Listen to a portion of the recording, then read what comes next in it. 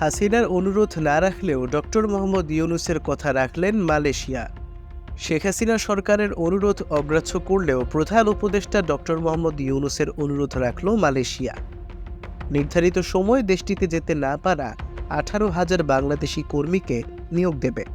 ঢাকা সফরে এসে মালয়েশিয়ার প্রধানমন্ত্রী আনোয়ার ইব্রাহিম তার পুরনো বন্ধু ডক্টর ইউনূসকে পাশে নিয়ে শুক্রবারে হোটেল ইন্টারকন্টিনেন্টালে সংবাদ সম্মেলনে এই ঘোষণা দেন। সব প্রক্রিয়া সম্পন্ন করেও যেতে না পারা 7,000 বাংলাদেশি কর্মীকে নিয়োগ দেওয়া হবে। এ সময় ডক্টর ইউনূস এই সংখ্যা 18,000 বলে আনোয়ার ইব্রাহিমকে মনে করিয়ে দেন। তখন মালয়েশিয়ার প্রধানমন্ত্রী বলেন, প্রথম ধাপে 7,000 জনের যাওয়ার উদ্যোগ দ্রুত নেওয়া হবে। সব সন্তোষজনক হলে বাকিদেরও ক্রমান্বয়ে নেওয়া হবে। প্রায় 4 বছর বন্ধ থাকার পর 2022 সালের আগস্টে বাংলাদেশি কর্মীদের জন্য খোলে বহুল আলোচিত মালয়েশিয়ার শ্রমবাজার।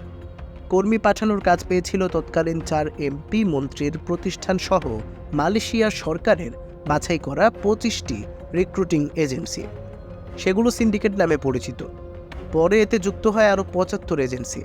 মালয়েশিয়া যেতে বাংলাদেশ সরকার কর্মী প্রতি সর্বোচ্চ ব্যয় 78,990 টাকা নির্ধারণ করলেও সিন্ডিকেটের নিয়ন্ত্রক এবং এজেন্সিগুলো 4.5 থেকে 7 লক্ষ টাকা পর্যন্ত নিয়ে থাকে।